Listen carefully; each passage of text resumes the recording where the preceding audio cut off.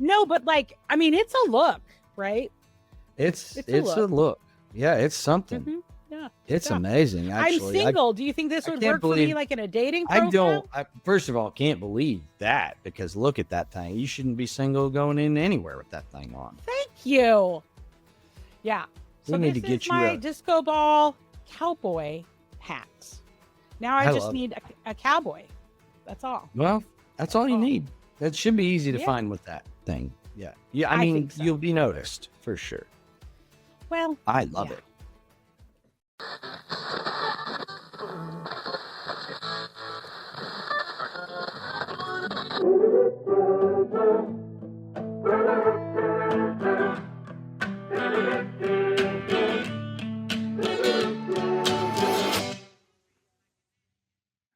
welcome to the Sober Curator podcast, where sobriety isn't just a lifestyle choice, it's the ultimate life hack. I'm Alysse Bryson, your fearless guide to a world where hangovers are canceled, fun is mandatory, and we still know how to shut down a dance floor, just with better shoes. And I'm Tamara Routley, aka T-Bouge, your co-pilot, chaos coordinator, and the one who keeps Alysse from turning this podcast into a full-blown reality show. Buckle up, sober party people. From lifestyle and travel to pop culture and zero-proof cocktails, we're serving up the stories, trends, and guests that prove sobriety isn't just about what you're missing. It's about finally remembering where you left your keys. Let's get the party started. Welcome back to the Sober Curator podcast, where sobriety meets pop culture and a good belly laugh is always on the menu.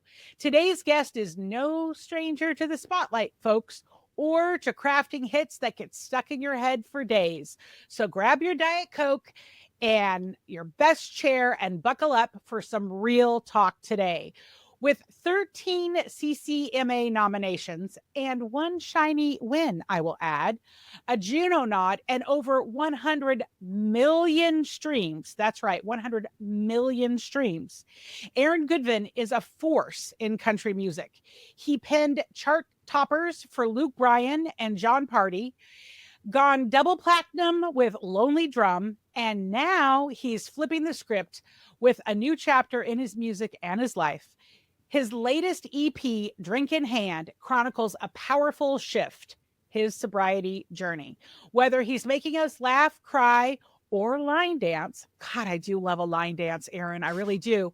Aaron brings it all with heart, humor, and a whole lot of show. Welcome to the show, Aaron.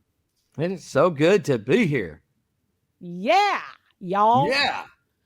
I'm going to start drawling here because that's what happens when I get around people with accents. Although you don't really have that much of an accent, I don't think. Well, I appreciate that. Usually I get a lot. Being from Alberta, Canada, and now living in Tennessee, there's a lot of people that say that I don't even sound like I'm from Alberta anymore, which I don't really hear. I always say I just kind of talk like I sing, if that's a thing.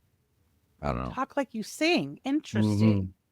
Mm-hmm. Yeah, like singing is like more predominant for me. Like if I'm always talking the way I would put it in song, if that makes any sense. I don't know. It does make sense. I have a hard time saying that I'm a writer and an aspiring author, but I write the way I talk.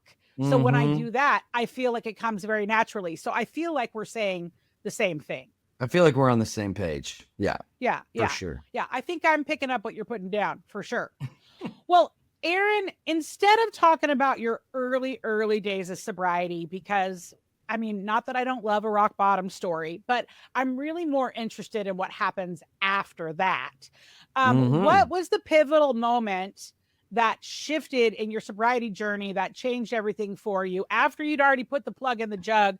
What made you want to talk about it in your songs?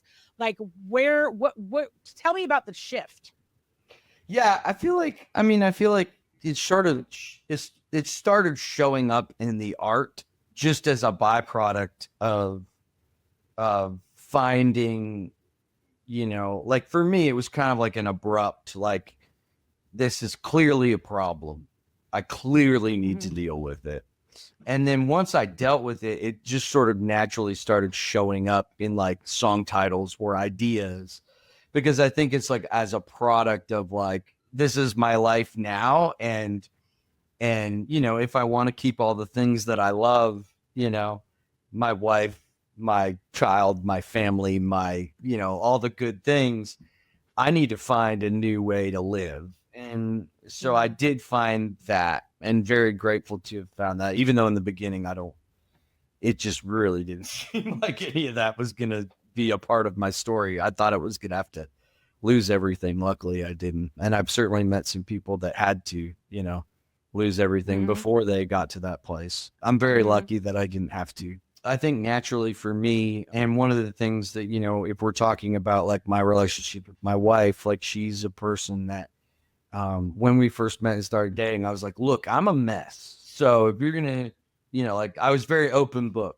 And I think one of the things that she liked was that I was always able to, no matter how bad things got, I was always able to like go where, you know, where am I the part of the problem and how do I fix that? And I think she was always sort of attracted to me as I was so open about being a work in progress, even before. And at that time I had quit drinking, and then later on it kind of reared its head. And I think COVID kind of opened a door for a lot of people to sort of realize what the problem was. And I certainly found out that I had it in that time. And so to answer your question in a very long-winded way, I think it started showing up in my songs. So like my EP is called Drink in Hand. Like that was an idea I had, was like, oh, it's like I have this drink in hand because this is what I did with it. It became a habit for me. And so it's like, how am I going to deal with this drinking hand? Even because it still wants to tip it back all the time. Yeah, it's a well-trained muscle, right? It's a well-trained. Yes, exactly. Actually, I shouldn't sit here going like this. That's not a good look, right? It's not a good look. Yeah. This is a sober podcast, not another. Yeah, wrong show. Wrong show. But I think like, you know, just titles would show up and things would show up for me where it was like, you know, and even being a father, like I often look back and I think about every day how I was like, man, if I was still drinking, there's no way I'd be able to do this dad thing. Like, there's just no way those two worlds could collide and work, you know? So I think a lot of the things for me, like, and ideas for songs, they come up because I don't drink anymore. And I'm grateful that I don't drink anymore. And I know that I can never go back there and expect to keep all this other wonderful things that are happening in my life. So a lot of the ideas kind of stem from that. So. So I am newer to your music, so I obviously have not binged everything. Did you talk a lot about your drinking in your music before getting sober? Yeah, I mean, because I tried sobriety a few times before I've got to a place where I feel like now it's a real thing. I know that I can never go back and drink again. And I obviously, like, the first time I found, you know, sobriety was, you know, I met with the law and as a Canadian citizen in America. So I knew that if I, you know, met with them again, they probably just kicked me out of the country. Well, in between the first time that started and the second time, I was basically white knuckle sober. I never dealt with anything. You know, I never tried to figure anything out. I was just like, I can't drink because if I drink, then it's going to lead to this. And then that's going to lead to me getting kicked out of the country that I know that I need to be in to be a successful country singer or songwriter or whatever it is.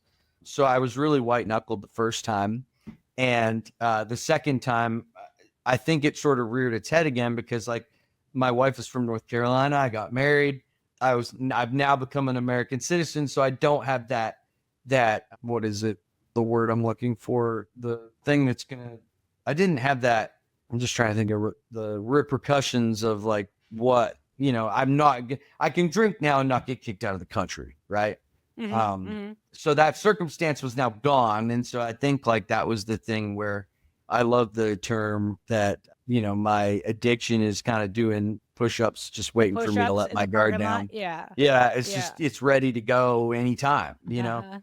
And so it's like, right. So I never really knew that it was doing that. And now that I've learned that, I love that analogy because like, it's very true. So when that circumstance came where it was like, oh, I'm not going to get kicked out of the country, that's sort of when it came back in. So I have written songs about sobriety in my past. I had a top 10 in Canada called Good Old Bad Days. Right. And it was like, oh, I don't have to go back to those because I found my lovely wife. You know, I don't have to, you know, go back, even though I did And that's the irony about this addiction issue with drinking. Well, but thanks for keeping it real, right? Because Yeah. it's not very often you hear someone, oh, I just got sober and stayed sober the first time I tried. Like, that's just not how it 100%. happens. Like, 100%. it's just not how it happens. And if you say that, like, you're lying, right? You're a liar. Yeah. Or you haven't just, liar, you haven't pants on met, fire. you haven't met with the next circumstance yet. Or maybe you're just not really one of us, right? Maybe you just had, a couple bad nights, but you don't really have the thing, the thing. Yes. Well, okay, I gotta know, how did you meet your wife? Please tell me some cute meet cute story. Oh, it's beautiful. So the first time I met my wife, I was 3 sheets to the wind and did not remember it. There's a big West Songwriters Festival, isn't it? I know. Very. I must have left a really great first impression. So we met at the Key West Songwriters Festival, which is a big festival that happens every year in Key West, Florida. And she went there as just a lover of songwriter and songs and all that stuff. And I was there as a songwriter, and it was a very big networking thing at the time. And we had met by a pool, and she had taken a picture of me and Chase Rice and John Lassard. Chase Rice is another artist, songwriter in the business that I knew. And so I was hanging out with them, and she had took a picture of us 3. And then you sort of fast forward, I got sober the first time and met her about a month later. And I remember when I sent a picture of her because we had met on the street, and I was supposed to go see this other guy a friend of mine play this songwriter round, which I didn't go to, which she was at. And then I was at this place called Losers, and I had walked out of Losers, and I ran into the friend that I was supposed to go watch. And I said, dude, I'm so sorry. I got caught up over here, blah, blah, blah. He's like, oh man, it's all good. I do these rounds all the time. And he was like, do you know Victoria? And I was like, no, I don't believe I do. And as I'm shaking her hand, she says, actually. And I was like, oh, great. Because I knew that actually meant there was some drunk story about how we met. And I didn't, remember.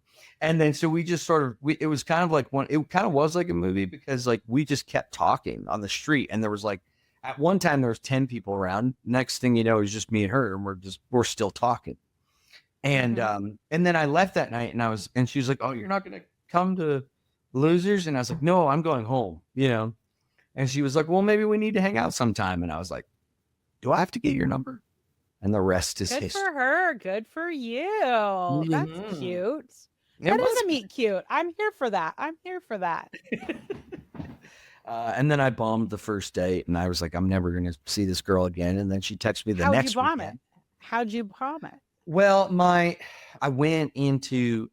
said, let's go for dinner sometime. So we went for dinner, and I had ordered a salad. Never have done that.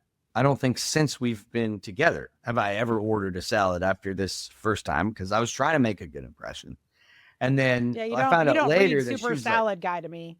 I'm not a super salad guy. No, I'm not a big salad guy. But I say that I bombed it. She didn't think that I did, but I really thought that I did, because just a few weeks prior to me meeting her and us going to dinner, I had lost my cousin. Her name was Cassandra, and she had passed away, and she was only 18, and it was kind of a very, very sad kind of situation. And our waitress's name was Cassie. And so I proceeded to talk the whole dinner about my now deceased cousin. So I just thought like it was not a very good vibe. It was, and then the next time we went and hung out at this kind of all night coffee place that's kind of a drunk hang for a lot of people. They go to the bar and then they end up at Cafe Coco. And so we went to Cafe Coco one night and started there at 9 and didn't leave till like 1 a.m. Just talking, making fun of drunk people.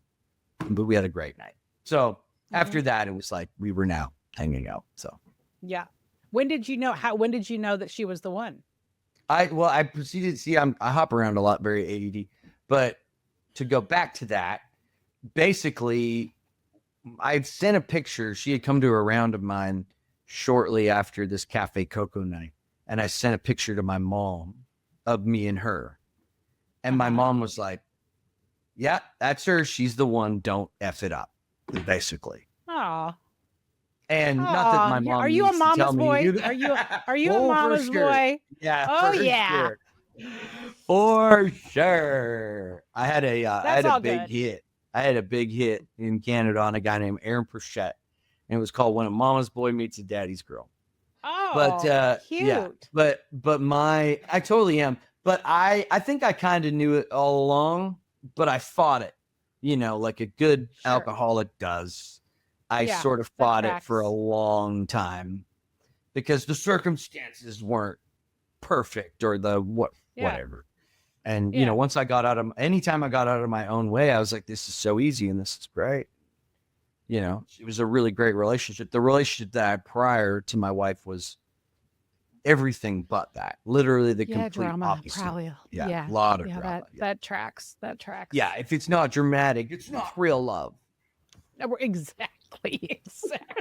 Oh my God, that means I had so much real love, Aaron. So much.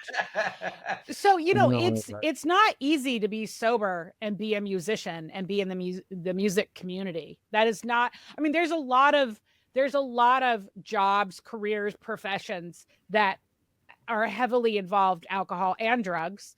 But the music scene is definitely one of them.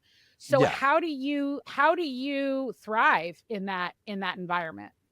I do think that there's like a sober culture that's sort of moving in. And I know that like, certainly when I was the hardest thing about the drinking and the music is for me, it always went hand in hand. The first time I played a live show, I was like, hey man, like I said to the owner, in this bar when I started this band years ago, we had our own little band. We were kind of all the same age, and I was like 20 at the time, maybe 21.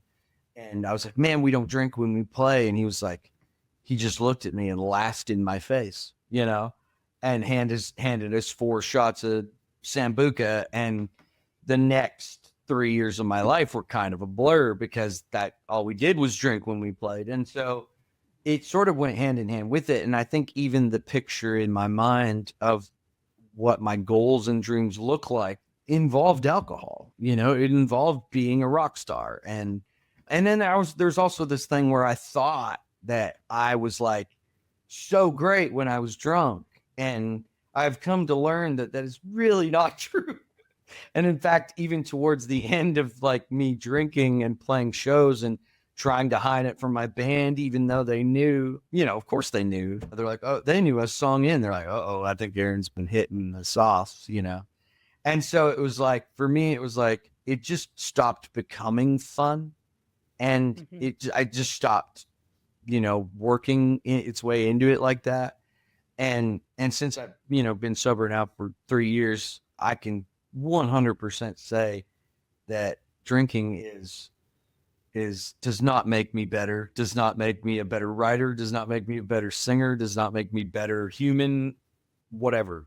Place any word in there, And so, yes, it's totally tough. But I think once you sort of close the door on the alcohol and you sort of like it sort of opens you up to this other world that you didn't even know about. And so for me, it was like, when I started going to meetings or I started, I found so many people in the music industry that I didn't even know were sober. Yeah. Right. And then I also found so many people that were like, as soon as I said to somebody, I was like, well, no, I'm sober. Like, they were like, oh man, we got an uncle that has these issues, or my best friend is now sober, or I found like there was just so many things that I didn't even know about because I wasn't being sober. Therefore, I wasn't partaking in that world. And as soon as I opened the door, it was like, and I talked to people about it. Generally, I find myself in an AA meeting, usually with that person I'm talking to, or some story about them or their family. And I'm always just like kind of blown away by that because it seems to work itself into my life and situations very quickly. And it's been such a blessing. So for me, how do I thrive? I think it's just like, I just bring it up, and I bring it up from a place of like, this is who I am now. And I'm so okay with it that people typically open up and they start telling you their sober story because they probably have one, or they have, or they're struggling with it, or they know somebody. Yeah. Does. Yeah.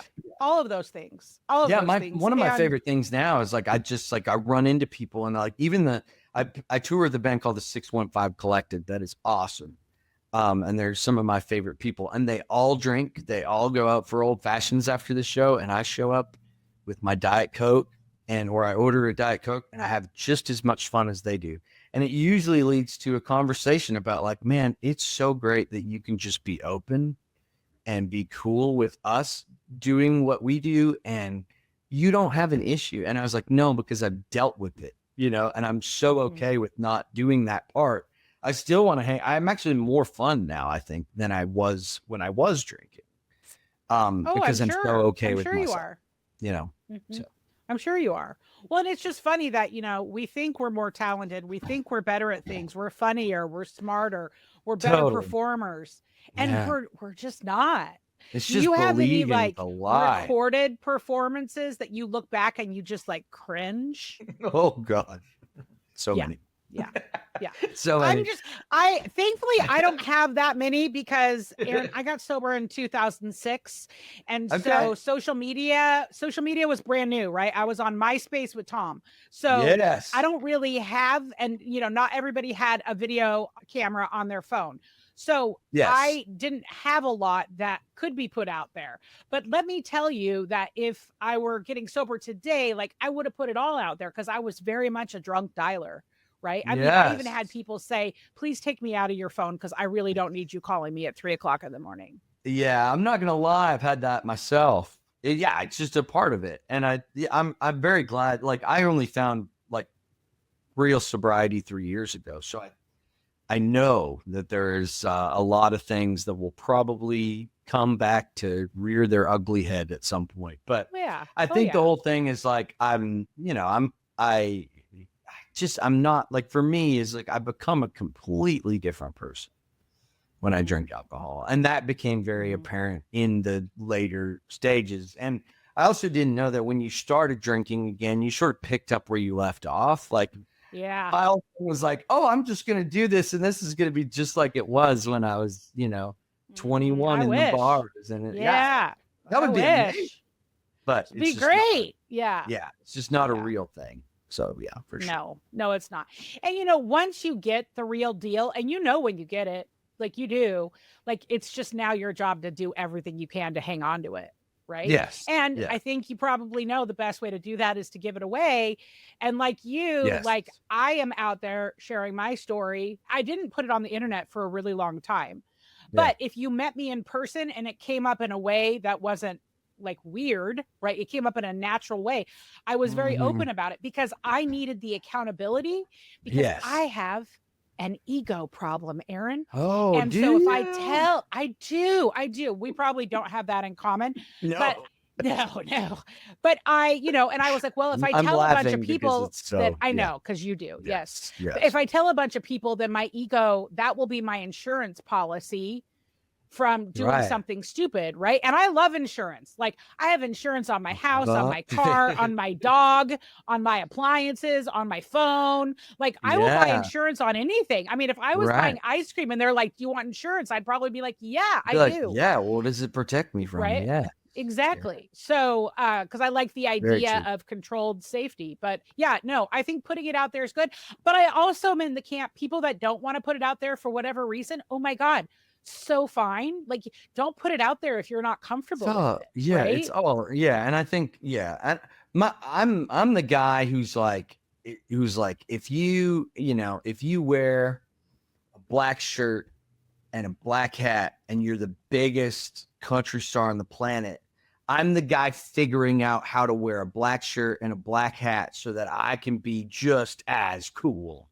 Like, I'm like, if this is the way that you have to do it, then I will just want to do it that way. And I think that is like the false security that alcohol brought to my world. It was like, if you tell me that I need to drink, then that's what I'll do. Like, I'll do whatever it takes. Right. And I think like that is, I think that has always been my personality. I've always been very addictive personality. Like if you want me to be funny, I will be hilarious. if you say jump, I'll say, how high do I gotta jump? And I think like the most amazing thing that sobriety has brought to me is that I don't have to do all those things. I can be okay with being myself so that I can go out and be the best me that I can be. And that has been the biggest gift for me, is just realizing that, and that who I am is okay. That was a big one. It is okay. It Yeah, is, it's even totally all okay. the And it's messy such part a of it. big Even thing. all the messy part of it. Yeah. 100%. Because Yeah. like I was always the one who's like, I got to be the biggest, best thing. I mean, and one of my favorite things about meeting other alcoholics is like learning this thing that we all sort of have, which is this grandiose kind of dream way Oh of my God. Yeah. thinking and being, and that we have to be. And it's like, and just realizing that that other people had that was probably one of the coolest things I've ever experienced, because I think the alcohol sort of preyed on the fact that it just preyed on the fact that it was like, it could give me that. Right. And the false sense of I was either the shit or a piece of shit. Yes. Swinging really quickly in between, God, right? Really quickly. That. Yeah. Yes. Yeah. And I love that. I had a gal I was sponsoring. This wasn't even that long ago. She called me up and she was just like, how many years sober were you when you stopped being an asshole? And I was like, I will let you know if that ever happens, but we are not there yet. 100%. So true. Yeah. So true. So amazingly true. All right. Well, I knew I liked you when you said Diet Coke, because that means that we drink the same thing. We drink the same thing. Okay. Do you prefer it can, bottle, fountain? No, depends. Most bottle last for sure. If it's when I went to Dollywood for the very first time, which, do you know what Dollywood is? Is it amazing? Yeah, I've never been, but is it amazing? The fountain Diet Coke will blow your mind. It is so crisp. What's the ice? Is it crushed? Is it crushed? It's crushed. Yes. It's crushed, and it is so good. I've never tasted anything alike. It is amazing. But I do like the little cans of Diet Coke too, like the little ones. The little minis, like little shots. Aren't they cute? Yeah. They're so cute. Just a little boop. You have something in the fridge right now. Yeah, they're the best. Diet Coke all day. Now, are you OG Diet Coke, or do you like to go into the Coke Zeros and the flavors and all of that? I just want Diet Coke. Just give it to you. Just give it to you straight, right? Yeah. That's the alcoholic of me talking. Get it. Yes. I get it. What's it like to be a sober dad? Oh, God, it's so. I just love it so much. I just love that my daughter. I say this all the time, and it's like a broken record, but I literally love that my daughter never has to meet that guy. Ever. So that's like my favorite thing. I remember everything, and there's so many great things to remember. I hate how fast she's growing. I hate how. I have a 28-year-old. It goes really fast, Aaron. Yeah, it goes really fast. It's so fast, and I'm like, slow down. What is she into right now? What's the thing right now? There's a few things. Right now, she loves to put my shoes on. That's the thing we're in. Okay. Yeah, right. She likes to put my flip-flops on and walk around, and she put my shoes on at the house. She my boots. Loves that. She literally wants to walk in your footsteps. She literally does. And I'm like, don't do that. But like, don't do what I did. Do everything but that. No, she's the best. She likes to kiss us goodnight. Now she says night-night when we put her down in the crib. That's cute. Night-night. Yeah. Yeah. Yeah, she's just so awesome. But when they laugh, isn't it the best? When they laugh, it's literally when they laugh at themselves, it's literally the best. It's the best thing ever. Yeah, it's such an amazing thing, and it's the best. I love being there. She doesn't need me for a lot, It's more about mom. She needs mom for a lot of things. She doesn't need dad for a lot of things, but when she does, it is literally the greatest thing. And my favorite thing in my life, period, is just making her or my wife laugh. Like if I have done that, I have done it. That is it. That is the thing that I love the most. And it's not easy to make my wife laugh, but when I do, it is my favorite thing. So it's literally like I just live for that. And the rest, as long as I do that, at some point in the week, month, whatever, then you're doing right. I'm doing it right. Yeah. So it's the best. I love it. Well, so that's a pretty good lifestyle you have going on. Do you have any musicians that you are inspirational to you? Maybe they're sober, maybe they're not, but they're really influential to who you are as an artist? Yeah, I think there's a ton of them, and they sort of for different reasons. We just talked about them today because I was wearing a shirt, but I have a Alysse Capaldi shirt. Do you know who Alysse Capaldi is? I don't. He sings like Before You Go. It's not even country, which is crazy. But I love this guy so much just because he's so unapologetically, I think is the right word. My wife's always saying that's proper English. Yeah. Yeah, proper English. Probably My wife's always on me for that. But he's himself and he's so funny. Like if you're funny, I'm in. Like I like funny people. And he is so that. But mostly for that reason, don't listen to his music a ton, but his music is great and he has killer melodies and it's awesome. Eric Church is one of my favorites. Love Eric Church. I got a cut on a Luke Bryan record. Always really, truly respected him. There are definitely some sober people up there that I think are really great. That, have sort of found sobriety, which I like. It's just cool because it relates to me. What do you do what do you do for entertainment? Like, what are you watching or playing or listening to? Good. I am a big fan. I like I like a lot of sci-fi. Like I'll go sci-fi. I'll go Game of Thrones all day. I found that in the pandemic and that blew my mind. Solid. That's solid. But I also love like the cop stuff. I love Criminal Minds all day long. I listen to a lot. Like I'll listen to Crime Junkie podcast quite a bit. Oh, that's a good one. That's a good one. One of the gals on there is sober, I think, on Crime Junkie. Really? I think so. I might be confusing that with another show. I might be, but I think so. Maybe, I don't know. So. I don't know. I feel like there's a lot of us. I mean, all the cool kids are, right? I mean, cool kids are doing it. But I do think like the whole, going back to the sober like culture thing, like I think there's a culture shift happening. Like when I first quit drinking in Nashville, and I was like, do you have any non-alcoholic beer? Which I don't even mess with that anymore because that's a gateway for me. But now that I know, but it's like, but like even like I got sober in Nashville when I was like, do you have like a non-alcoholic beer? The time that they would look at me and they would be like, oh, sure. Like you're crazy. Why would you want a non-alcoholic beer? That makes that was the era that I started when I first started getting sober. My first go round. But I do think there is a bigger sober culture rolling through. And I think sobriety, I also think the younger kids are smarter than us. Well, they are. And I was on a call the other day with Chris Marshall. He opened up the first sober bar in Austin, Texas called Sands Bar. Oh, wow. That's crazy. I've been saying this for a long time, but he said it in a better way. So now I'm going to say it. But alcohol is having a cigarette moment, right? That's perfect. And I can say that as a former smoker who still sometimes craves a cigarette. I'm not knocking on you if you're smoking a cigarette right now listening to this podcast. I'm saying that there used to be a lot more smoking and smoking was much more acceptable. And now it's somewhat taboo. It still happens. Still, a lot of people smoke. I have friends that smoke, but a lot less smoke. I know I've quit.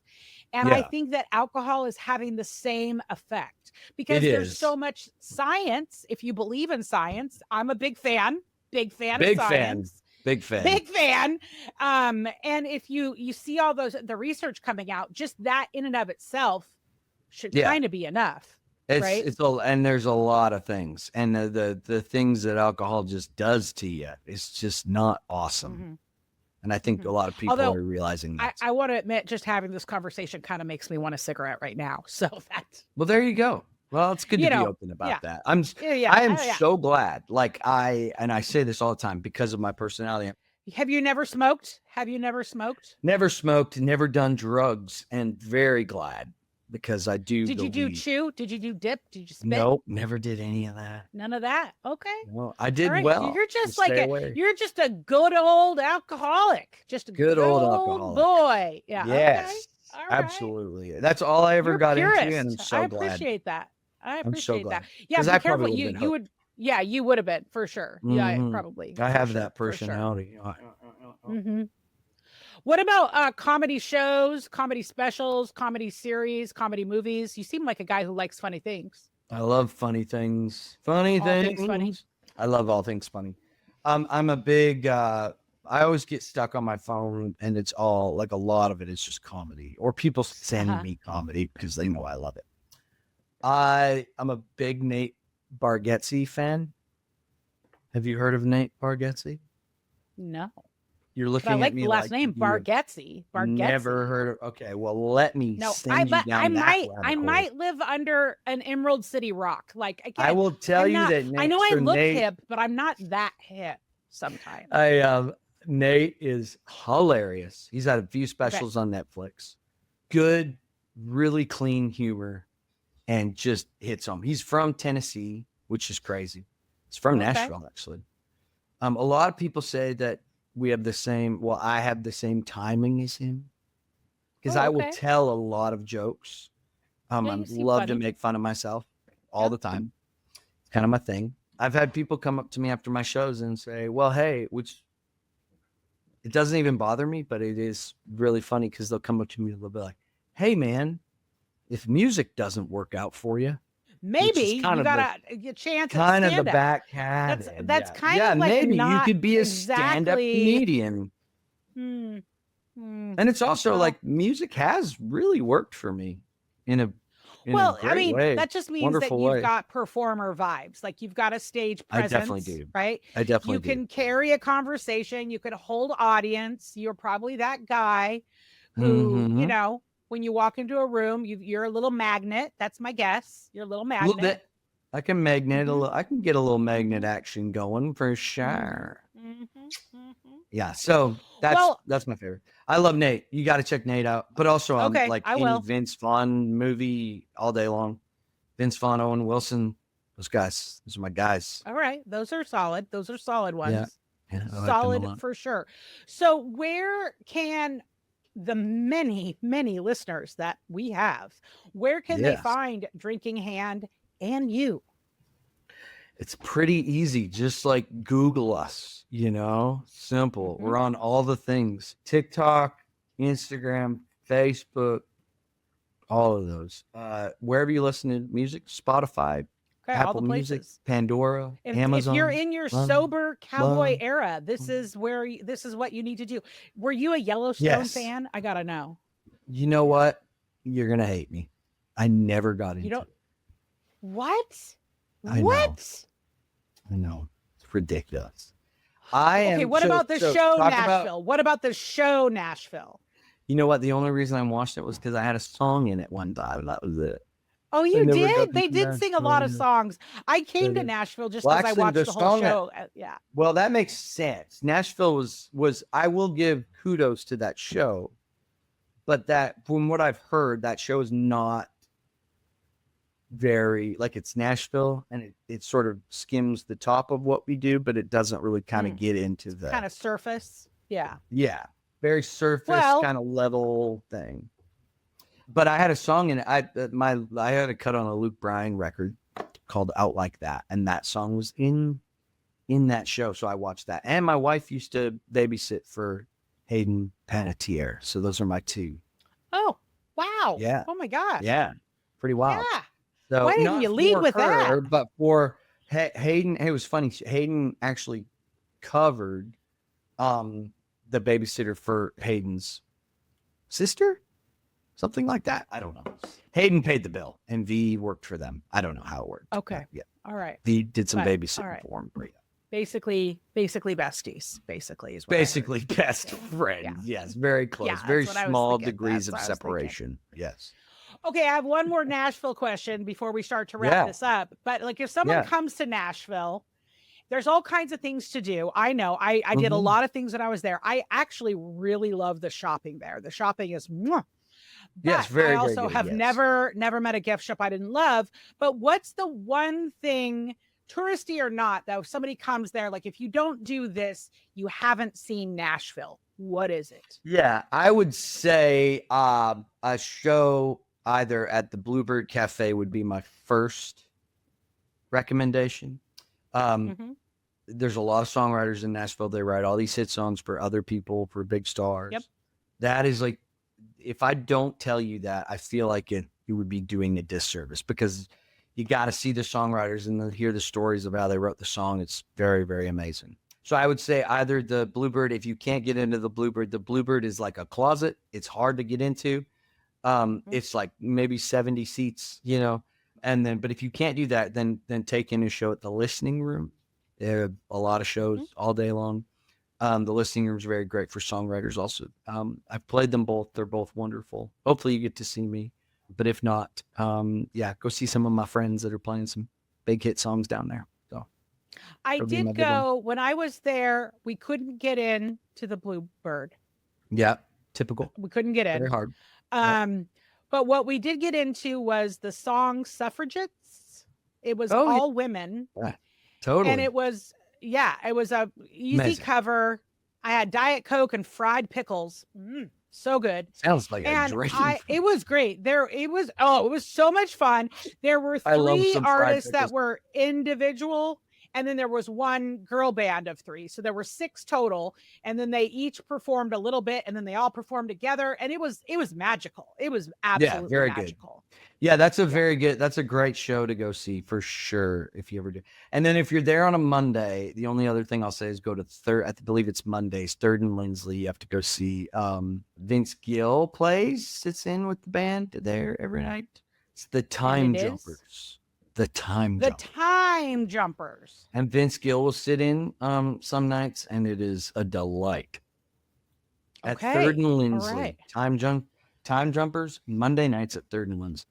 Got to do it. There you have it, folks. The inside scoop from Aaron Goodvin. Aaron, thank you for bringing your heart, your humor, your killer songwriting, and all your fun stories to the Sober Curator podcast, including your meet cute story. I love a meet cute story. It's pretty great. I love that you've shown us that sobriety isn't just a choice, that it can be a creative superpower. And also that you just got really honest about that, it took you a few times to get it. Very much so. Very much. I really appreciate your authenticity. And now as we wind down, we do a thing at the end of every episode. You may or may not know, Alysse's Tchotchke Corner. So I mentioned I've never met a gift shop that I didn't love. Okay. You can see behind me, I have my tchotchke game is strong. I love it. And so today I have the perfect tchotchke just for this episode. Are you ready? I hope so. Okay.